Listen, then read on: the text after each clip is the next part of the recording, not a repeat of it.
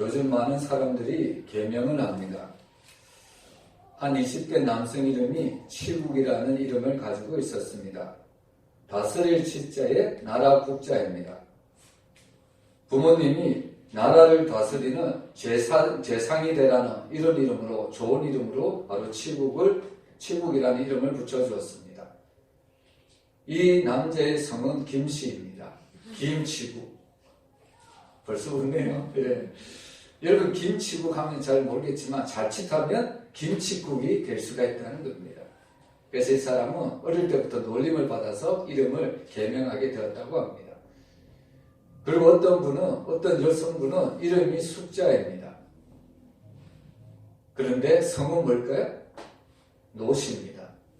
이름이 어떻게 될까요? 노숙자가 됩니다. 그래서 이름을 계명했다는 이야기가 들려오고 있습니다. 이런 사실 이름에는 다 의미가 있습니다. 여러분, 야곱이라는 이름이 야복강에서 이스라엘로 바뀌죠? 근데 사실 야곱의 원래 이름의 뜻은 발꿈치를 잡은 자, 즉 욕심 있는 사람을 이야기합니다. 근데 이 이스라엘이라는 이름은 하나님과 겨루어 이긴 자라는 아주 큰 이름을 바로 갖게 되었다는 이야기죠. 여러분, 원래 아브람도 아브람으로 바뀝니다. 아브라함의 그 이름의 뜻은 바로 열국의 아비입니다. 그리고 예수님의 제자 베드로도 원래 이름은 시몬이죠. 근데 그 시몬이라는 이름이 베드로라는 이름으로 바뀌는데 원래 사실 이 시몬은 갈대라는 뜻을 가지고 있습니다. 여러분, 사실 이 베드로가 주를 위해서 모든 것을 버린다고 이야기하지만 그 예수님의 십자가 앞에서 여러분, 이 베드로는 시몬이라는 그 이름답게 갈팡질팡합니다. 그동안 이 베드로가 성령을 받고 난 후에 예수님의 이름을 붙여준 대로 바로 반석이라는 어떠한 상황 가운데도 흔들리지 않는 그 이름값을 하는 것을 볼 수가 있습니다. 여러분, 이처럼 이름이라는 것은 누구보다도 정말 중요한 것을 우리가 알 수가 있는 거죠. 근데 사실 성경에서 볼 수 있는 가장 존귀하고요, 가장 의미 있는 이름이 무엇일까요? 여러분, 모든 사람이 가장 귀하게 여기는 이름이 과연 무엇일까요? 그것은 바로 오늘 성경은 예수라고 이야기를 하고 있습니다.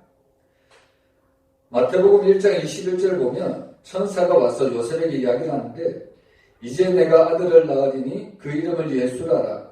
이는 저가 자기 백성을 죄에서 구원할 자이심이라. 여러분, 예수라는 이름의 뜻은 바로 자기 백성을 죄에서 구원할 자, 바로 구원자라는 아주 좋은 이름이라는 겁니다. 그래서 사실 믿는 사람들은 늘 예수 이렇게 이름을 부를 수밖에 없는 거죠. 전에도 제가 좀 우스게 이야기를 들었지만 미국의 한 목사님이 기도원에 갔습니다. 근데 기도원에 가서 미국 사람들이 영어로 노들로도 이렇게 외칠 줄 알았는데 그 미국 사람들도 어떻게 외치고 기도할까요? 주여 주여 주여. 한국말로 주여 삼창을 하고 기도한다는 그런 얘기를 들은 적이 있습니다. 여러분, 이처럼 주님이라는 이름은, 예수라는 이름은 우리에게 너무나도 귀하고 너무나도 존귀한 이름입니다. 그래서 사실 예수 그리스도 그분이 소유하고 있는 그 신성, 그리고 또한 그분 안에 있는 인격, 그분 안에 있는 성품, 그리고 무엇보다 예수라는 그분 안에 있는 능력이 우리의 마음을 사로잡고 있습니다. 그래서 오늘 본문은 바로 이 예수님의 이름의 능력에 대해서 우리에게 놀라운 교훈을 줍니다. 여러분, 오늘 예수님의 이름은 능력의 이름이요 존귀의 이름입니다. 여러분, 그렇다면 오늘 왜 예수 그리스도의 이름이 능력이 많고 존귀한 이름이 될까요? 그것은 바로 이 땅에 수많은 이름이 있지만 오직 예수 그리스도의 이름만이 우리를 구원할 유일한 이름이 되기 때문입니다. 예수 그리스도 외에는 우리에게 다른 이름을, 구원받을 이름을 주신 적이 없다는 겁니다. 우리가 하나님께 나아가는데 예수 그리스도 외에는 다른 길이 없다는 말씀입니다. 우리 12절 말씀 우리 또한 같이 한번 읽어봅니다. 다른 이로서는 구원을 받을 수 없나니 천하 사람 중에 구원을 받을 만한 다른 이름을 우리에게 주신 일이 없음이라 하였더라. 이 말씀을 보면 다른 이로서는 구원을 얻을 수 없다고 말씀합니다. 바로 예수 그리스도 외에 다른 이름으로 구원받을 이름이 없습니다. 여러분, 천하 인간의 구원을 얻을 만한 이름을 우리에게 예수 외에는 주신 적이 없다고 성경은 못 박아 이야기합니다. 여러분, 다시 말하면 오직 예수 그리스도의 이름만이 우리의 유일한 구원자라는 말씀입니다. 여러분, 우리가 좋아하는 요한복음 14장 6절 말씀이 있죠. 내가 곧 길이요 진리요 생명이니 나로 말미암지 않고는 아버지께로 올 자가 없느니라 말씀합니다. 여러분, 예수님만이 길이고 진리고 생명임을 믿으시길 바랍니다. 예수님께만 생명이 있습니다. 예수님께만 길이 있습니다. 그리고 또 우리가 예수를 믿는 자만이 하나님의 자녀가 될 수 있다고 말씀하시죠. 영접하는 자, 곧 그 이름을 믿는 자들에게는 하나님의 자녀가 되는 권세를 주셨다고 말씀합니다. 여러분, 세상에도 유력한 권세자의 자녀가 되는 것이 얼마나 힘이 있고 얼마나 능력이 있습니까? 그런데 하물며 우리가 하나님의 자녀가 되는 그런 권세를 누렸다면 이것이 얼마나 우리에게 큰 은혜일까요? 그런데 세상에 정말 그 많은 권세자들의 자녀가 되는 것도 너무나도 힘든 것인데, 근데 세상적으로 보면 우리는 하나님의 자녀가 될 수 있는 그런 권세를 누릴 수 있는 자격이 하나도 없습니다. 왜냐하면 우리는 오늘 새벽에도 말씀드렸지만 우리는 하나님과 어떤 관계이냐? 우리는 하나님과 죄인된 관계입니다. 우리는 하나님 앞에서 죄인이라는 거예요. 그리고 죄인된 관계는 하나님과 나와는 원수된 관계라는 겁니다. 여러분, 과거의 원수된 관계는 어떤 관계일까요? 원수는 저 사람을 꼭 보면 죽일 수밖에 없는 관계가 바로 원수의 관계라는 겁니다. 여러분, 자칫하면 하나님과 우리가 원수가 되었다는 것은 하나님과 우리를 보시면 우리를 죽일 수밖에 없는 그런 관계가 바로 하나님과 우리의 관계였다는 겁니다. 근데 그런 원수된 관계가 바로 오직 예수 그리스도의 십자가 그 화목제물을 통해서 이제는 우리가 원수된 관계가 아니라 하나님의 자녀가 되는 놀라운 권세를 받았다는 이야기입니다. 누구의 이름 때문에 그렇게 되었을까요? 오직 예수 그리스도의 이름으로 우리는 하나님의 자녀가 되었음을 믿으시길 바랍니다. 그래서 로마서 10장 13절에 봐도 누구든지 주의 이름을 부르는 자는 구원을 얻으리라고 말씀합니다. 여러분, 여기서 말하는 자는 누구든지입니다. 여러분, 종교 지도자들은 과연 누가 하나님의 자녀가 된다고 말씀을 할까요? 유대인들, 아브라함의 자녀들, 혈통으로 난 자들, 할례를 받은 자들, 율법을 받은 자들이 하나님의 자녀가 될 수 있다. 그 외의 모든 이방인들은 하나님의 자녀가 아니라 그들의 표현을 빌자면 이방인들은 하나님께서 지옥의 땔감으로 사용하시려고 이방인들을 만드셨다고 유대인들은 그런 이야기를 서슴지 않게 이야기를 합니다. 그런데 오늘 사도 바울은 우리에게 복음의 진수를 보여주는데 바로 누구든지 예수 그리스도의 이름을 부르는 자는 구원을 받는다고 말씀합니다. 여러분, 여기서 말하는 누구든지는 바로 저와 여러분들도 포함이 된다는 이야기입니다. 우리는 혈통적으로 보면 우리는 유대인이 아니죠. 그러나 우리는 혈통적으로는 유대인은 아니지만 영적으로 보면 우리는 하나님의 자녀가 된 줄로 믿으시길 바랍니다. 누구의 이름 때문에 그럴까요? 바로 예수 그리스도의 이름 때문입니다. 그런데 세상에 많은 사람들이 이런 이야기를 하죠. 왜 꼭 교회에 나와야만, 꼭 왜 예수를 믿어야만 구원을 받는다고 이야기를 합니까? 세상에 많은 종교들이 있는데 또 세상에 많은 좋은 인물들이 있는데 그 사람을 통해서도 구원을 받을 수 있지 않습니까? 이렇게 이야기하는 사람들이 너무나도 많이 있습니다. 여러분, 오늘날은 종교다원주의가 너무나도 흥행하고 있습니다. 특별히 오늘날 종교적 그 특성을 보면요. 여러분, 오늘날 종교의 특징은 무엇이냐면 바로 평화를 외칩니다. 이 평화를 외친다는 것은 좋은 뜻으로 평화를 외친다고 겉으로 보면 이야기하지만 그 속을 내면을 뒤돌아보면요. 우리 종교도 너희들이 인정해주고요. 너희가 우리 종교를 인정해주면 우리도 너희 종교를 인정해줄게. 무슨 이야기냐면 우리 종교도 구원이 있고 너희 종교도 구원이 있다는 겁니다. 종교다원주의를 오늘날에는 바로 평화라는 종교 통일성을 가지고 우리에게 다가오고 있습니다. 여러분, 이런 말을 듣는 세상 사람들은 너무나도 좋아하겠죠? 근데 거기에 비해서 기독교는 어떻습니까? 여러분, 세상의 종교에 비해서 오늘 기독교는 다른 사람들이 이야기할 때 기독교는 너무 독선적이라고 이야기를 합니다. 왜 꼭 기독교만이 진리의 종교인가? 왜 꼭 너희들만이 구원의 종교라고 외치는가? 이런 질문을 한다는 겁니다. 세상에 많은 종교들은 서로 상생하고 있는데 왜 너희들만이 다른 종교를 배척하느냐고 우리 기독교를 어떻게 보면 따돌릴 때가 너무나도 많이 있다는 겁니다. 어떻게 보면 일리가 있고 어떻게 보면 마음이 넓은 것 같죠? 근데 그렇지 않습니다. 여러분 왜 우리가 기독교가 세상이 말하는 그런 독선적인 종교, 물론 우리는 독선적인 종교가 아닙니다. 근데 세상이 볼 때 왜 우리가 그렇게 독선적인 종교, 그렇게 왜 우리가 주장할 수밖에 없을까요? 그것은 바로 사도 베드로가 공회원 앞에 섰을 때 아주 유명한 이야기라죠. 많은 사내들의 공회원들이 종교 지도자들이 베드로를 위협하죠. 두 번 다시 예수의 이름으로 전하지 말라. 두 번 다시 예수의 이름으로 백성들에게 전하지 말라고 응금을 합니다. 그럴 때 베드로가 무엇을 하고 이야기합니까? 내가 하나님의 말씀을 전하는 것과 너희 말을 듣는 것과 어느 것이 옳느냐고 판단하라고 이야기합니다. 여러분 왜 기독교만이 오직 예수만이 진리고 오직 예수만이 구원자라고 외치는가? 그것은 바로 성경이 말하고 있기 때문입니다. 여러분 성경은 누가 주셨을까요? 하나님이 주셨습니다. 여러분 때로는 우리가 사람의 비유를 맞출 때도 있지만 그러나 하나님은 우리에게 꼭 집어서 이야기하십니다. 세상에 그 어떤 것도 우리를 구원해 줄 수가 없다는 겁니다.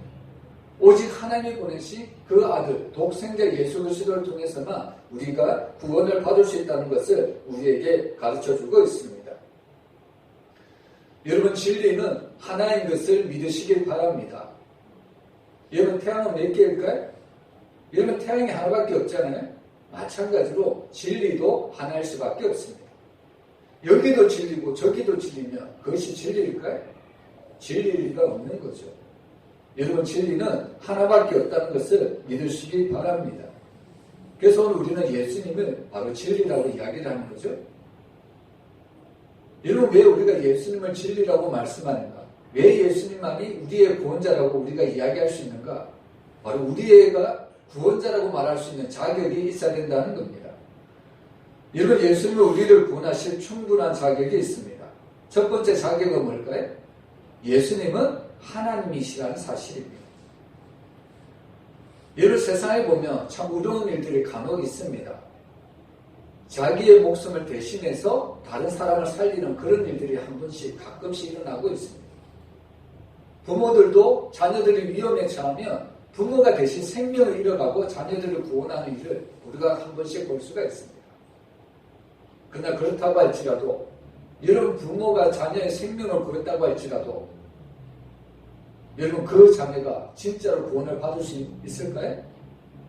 육체적으로는 구원을 받을 수 있을지는 모르겠지만 그의 모든 죄는 결국 사함을 받지 못한다는 겁니다. 여러분 죄인이 죄인을 구원할 수가 없습니다. 여러분 인간을 구원할 수 있는 자격은 하나님밖에 없습니다. 왜요? 하나님은 죄가 없으시기 때문입니다. 인간은 하나님이 절대로 될 수가 없죠. 그런데 하나님은 인간이 되실 수 있습니다. 그분이 누굴까요? 바로 예수님이라는 겁니다. 그래서 하나님은 한 분밖에 없는 자신의 독생자이시지만 우리를 구원하시기 위해서 우리가 똑같은 인간의 몸을 입으시고 이 땅에 오셨습니다. 물론 예수님이 이 땅에 오셔서 우리가 똑같은 연약함을 가지고 계시지만 우리와 다른 특별한 한 점이 있다면 예수님은 죄가 없으시다는 이야기죠. 여러분 예수님은 바로 십자가에서 우리의 죄를 피 흘려 씻어주셨습니다. 우리는 그 죄를 대속으로 믿음으로 우리의 모든 죄를 사함을 받았다고 우리는 예수님 앞에 하나님 앞에 고백할 수가 있다는 겁니다. 여러분 어떤 성도님이 병을 앓다가 곧 죽음이 임박하게 되었습니다. 근데 죽음이 임박하게 되자 그 권사님은 평생을 교회를 다녔지만 마음이 내가 정말 구원을 받을까 이런 구원에 대한 확신이 없어서 그 마음에 너무나도 힘들었다는 이야기입니다. 그래서 그 이야기를 듣고 그 담임 목사님이 바로 그 권사님을 신방합니다. 그래서 이 목사님이 오셔서 예배를 드리는데 이 권사님이 여전히 자신이 구원을 받았는지 안 받았는지 마음이 너무 불안한 것을 보면서 목사님이 이 권사님에게 요한복음 3장 16절 말씀을 읽어주었습니다. 하나님이 세상을 이처럼 사랑하사 독생자를 주셨으니 이는 저를 믿는 자마다 멸망치 않고 영생을 얻을까 말까 하노라. 이렇게 읽어주었습니다. 여러분, 이 말씀을 듣고 이 권사님 너무나도 깜짝 놀라서 목사님한테 대묻습니다. 아니 목사님, 영생을 얻을까? 이렇게 영생을 얻는다고 이렇게 말씀해야지.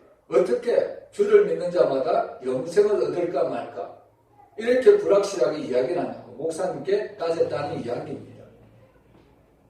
그때서야 목사님은 권사님이 너무나도 구원의 확신이 없어서 마음이 힘들어하니까 이 말씀을 어떻게 보면 역설적으로 이야기를 했다고 이야기를 합니다.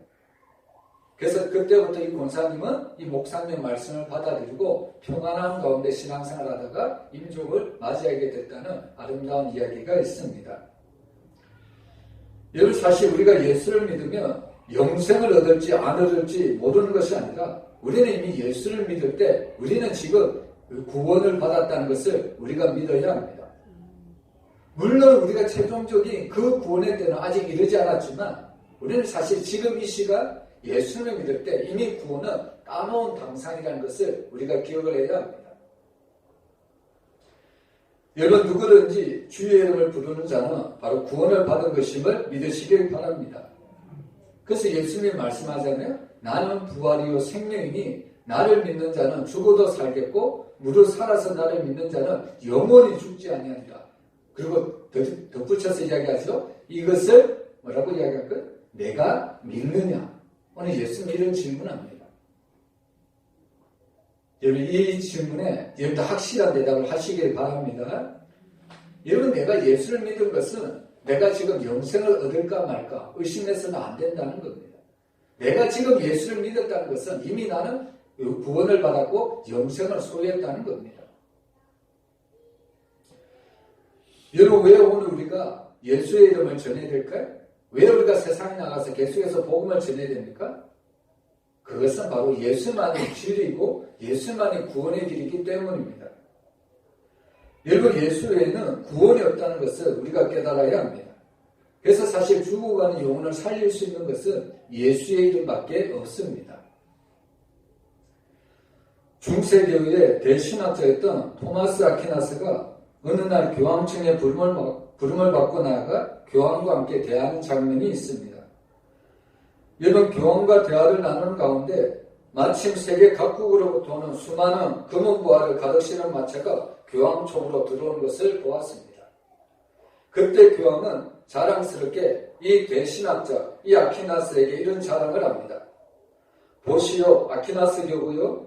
초대 교황이었던 베드로 사도는 금과 은은 내게 없거니와라고 말을 했지만 이제 우리는 금과 은을 저렇게 풍성하게 가졌습니다. 세계 각국에서 보내오는 저 금은 보화를 보십시오. 또 이 놀라운 건물과 이 장식을 보십시오. 이렇게 교황은 아퀴나스에게 바로 자랑을 했다는 겁니다. 이 말을 들은 아퀴나스는 바로 교황에게 이런 대답을 했습니다. 교황님, 우리는 참으로 아름다운 하나님의 교회를 지었습니다. 금으로 기둥을 만들었고 대리석으로 바닥을 꾸몄습니다. 실로 엄청난 하나님의 교회입니다. 그리고 우리는 땅도 많이 가지고 있습니다. 많은 건물도 가지고 있고 사람들도 많아졌습니다. 이제 은과 금은 우리에게 아주 많이 있습니다.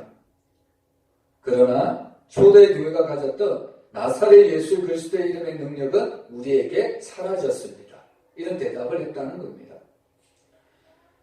여러분, 은과 금과 화려한 건물은 가지고 있지만 나사렛 예수 그리스도의 이름의 권세와 그 성령의 능력이 없는 교회, 그런 교회로서는 결코 이 땅을 변화시킬 수가 없습니다.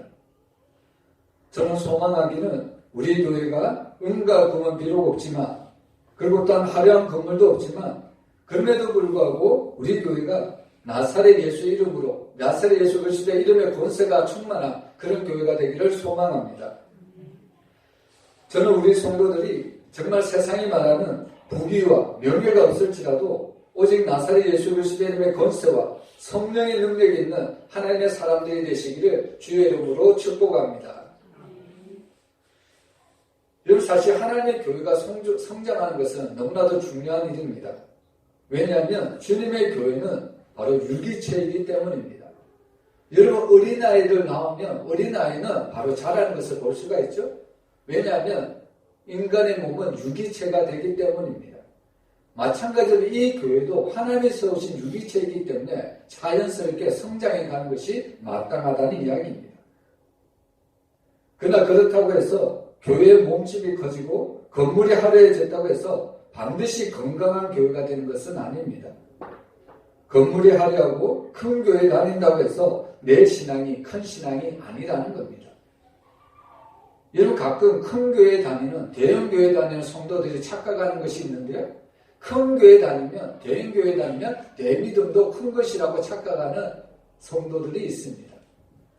그러면 반대로 이런 생각도 하겠죠. 우리 교회처럼 작은 교회에 다니면 우리 믿음은 작은 것이구나. 이런 생각을 하는 성도들도 있을지 모르겠습니다.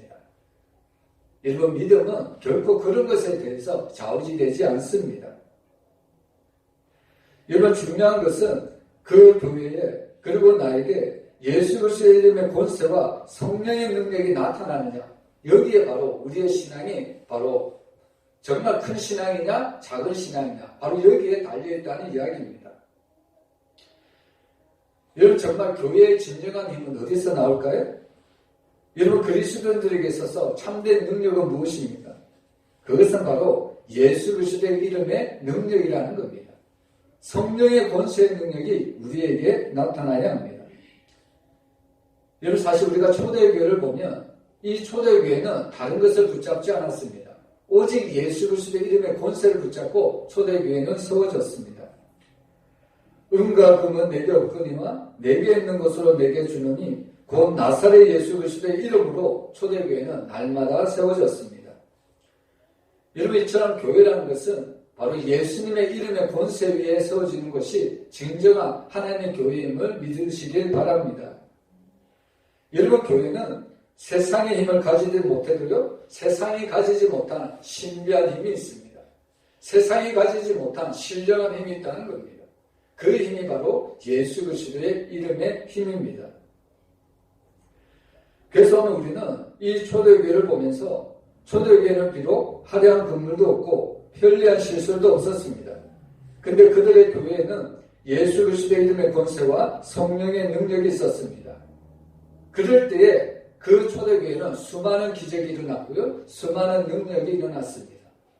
우리가 잘 알듯이 베드로가 예수 그리스도의 이름을 외치자 그 설교를 한 번 듣고 어떨 때는 3,000명이 돌아오고 한 번은 5,000명이 돌아오는 놀라운 역사가 일어났다는 겁니다. 여러분 베드로가 설교를 잘해서 그 많은 사람들이 돌아왔을까요? 그렇지 않습니다. 베드로가 오직 외쳤던 것은 예수 그리스도의 이름밖에 없습니다. 그 예수 그리스도의 이름에 권세가 있었기 때문에 그 이름을 듣고 수많은 영혼들이 주님 앞에 돌아왔다는 겁니다. 여러분 교회라는 것은 은과 금을 이야기하는 것이 아닙니다. 그리고 교회라는 것은 은과 금을 구하는 장소도 아닙니다.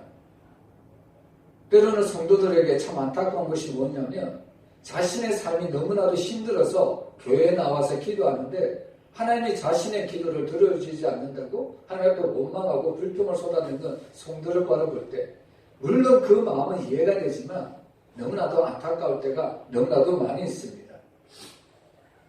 여러분 교회는 은과 금을 이야기하는 것도 아니고 은과 금을 구하는 장소도 아닙니다.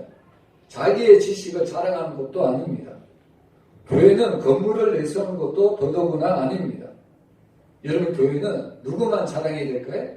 오직 예수 그리스도만 자랑하는 것이 참된 교회임을 믿습니다. 그래서 사실 교회는 예수 그리스도의 이름이 충만해야 합니다.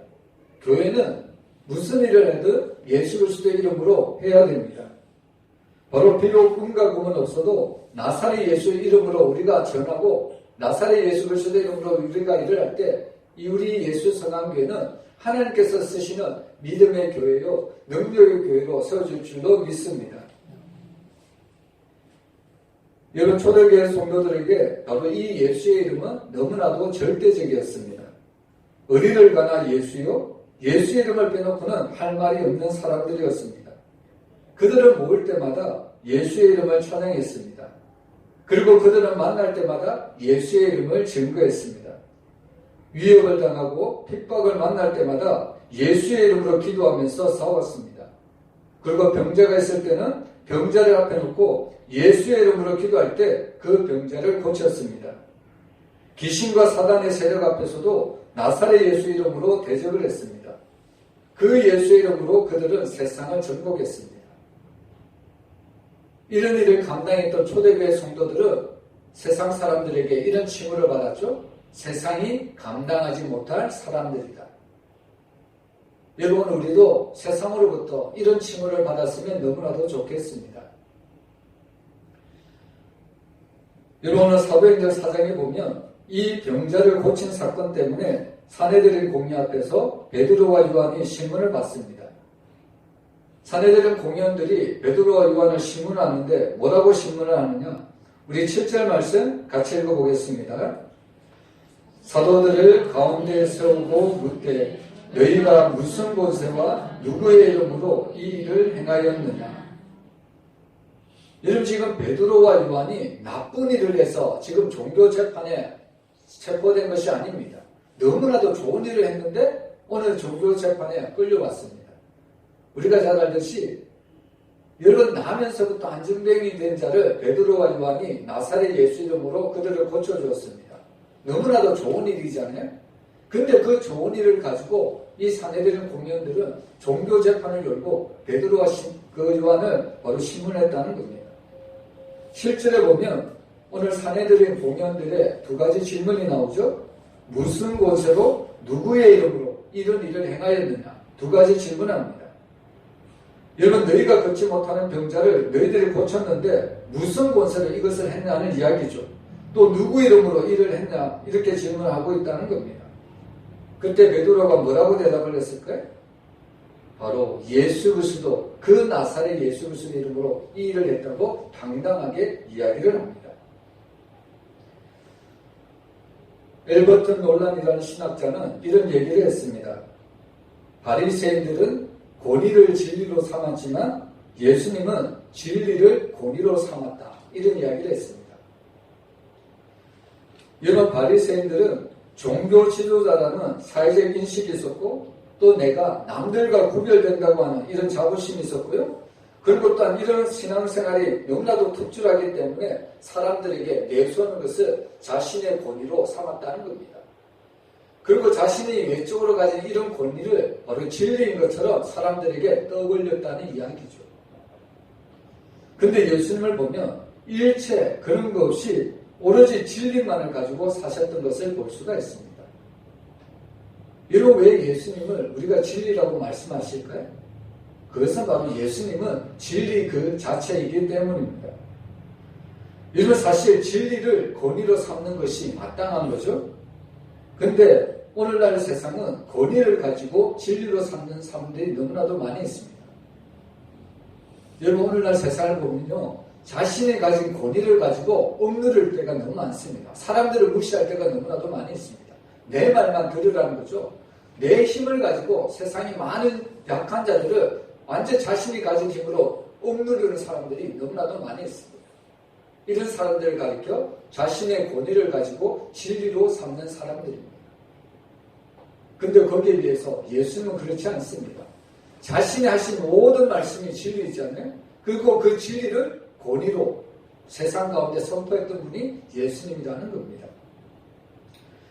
여러 세상은 권위를 가지고 진리로 삼는 사람들이 많은데요. 이것을 뭐라고 이야기하냐면 본말 전도라고 이야기를 합니다. 본말 전도. 여러분, 여기서 보면 본이라고 하는 글자를 보면 나무 목자에 아래에 짧은 그 줄이 하나 그어져 있죠. 나무 목자에 아래에 짧은 그 줄이 그어져 있는데 이것은 무엇을 의미할까요? 여러분, 나무에 아주 깊은 곳에 무엇이 있을까요? 무엇이 있나요? 여러분, 나무가 살아가기 위해서, 나무가 생명을 가지기 위해서는 무엇이 있어야 마땅합니까? 뿌리가 있어야 합니다. 그래서 여기서 말하는 본이라는 것은 바로 나무 목자의 짧은 그 줄이라는 것은 바로 뿌리를 뜻하고 있습니다. 여러분 아무리 크고 아무리 좋아 보이는 열매도 그 나무도 뿌리가 없이는 자랄 수가 없습니다. 여러분 본이라는 글자를 보면 바로 이 뿌리의 중요성을 이야기하는 거죠. 근데 반대로 말이라는 글자는 어떻습니까? 이 나무 목자의 위에 보면 긴 줄이 또 하나 있죠? 여기는 길죠? 여러분 여기서 그 긴 이 줄은 무엇을 의미할까요? 여러분 나무는 무엇을 맺어야 될까요? 열매를 맺어야 되지 않습니까? 마찬가지로 이 말이라는 글자는 결국에 이 긴 줄은 무엇을 의미하냐면 열매를 뜻하고 있습니다. 여러분 열매가 중요할까요? 뿌리가 중요할까요? 뭐가 중요합니까? 여러분 당연히 우리는 뿌리가 중요하다고 이야기를 하죠. 근데 많은 사람들은 뿌리는 눈에 보이지 않기 때문에 너무나도 너무나도 시원찮게 여깁니다. 근데 거기에 비해서 열매는 너무나도 소중하게 여긴다는 이야기입니다. 어떤 사람을 보면 겉으로 보면 아주 열매가 너무나도 많은 것처럼 보입니다. 근데 실상을 보면 그 뿌리를 보면 어떨까요? 그 뿌리는 지금 썩어서 정말 그 나무가 점점 어떻게 보면 썩어져서 나무가 병이 들고 나무가 쓰러질 것 같은데 겉으로 보면 그 열매가 너무나도 화려한 것처럼 보일 때가 너무나도 많이 있다는 겁니다. 이것이 바로 봄과 말이 뒤집혀졌다는 겁니다.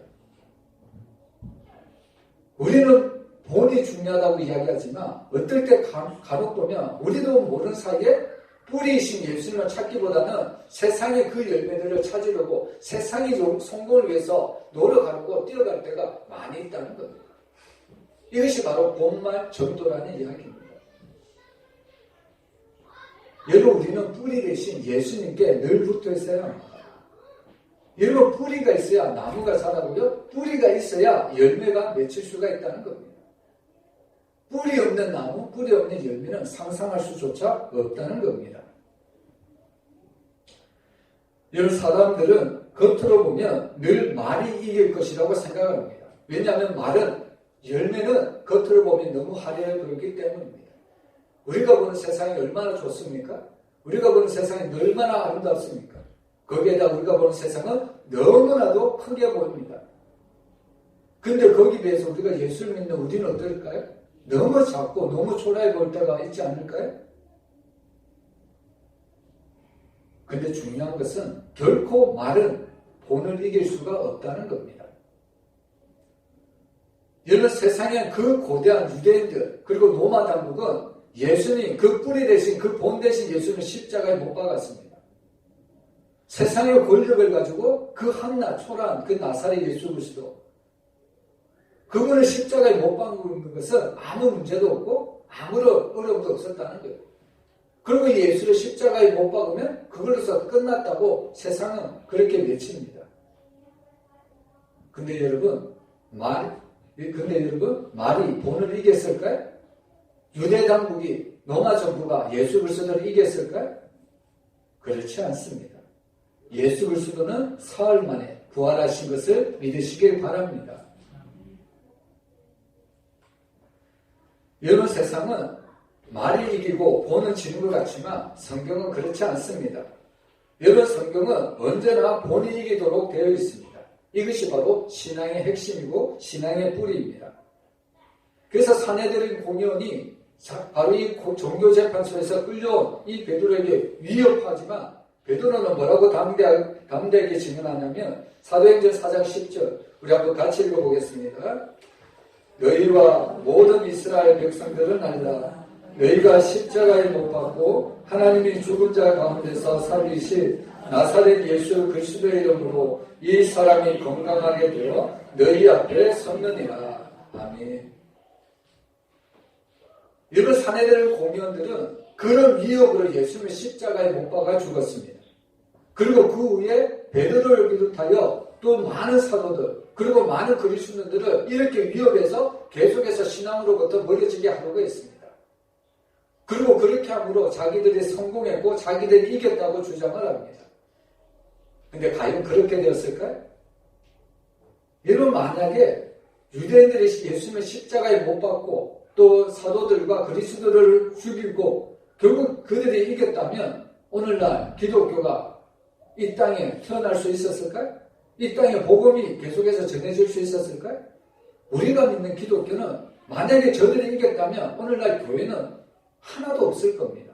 완전히 지구상에서 사라지고 말았을 겁니다. 여러분, 저들은 자기가 해놓은 모든 것들을 이겼다고 이야기하지만 결국 오늘날 역사를 보면 결국 누가 이겼나요? 본이 대신 예수 그리스도가 이겼다는 것을 이야기하고 있습니다. 여러분, 예수 그리스도의 승리는 누구의 승리입니까?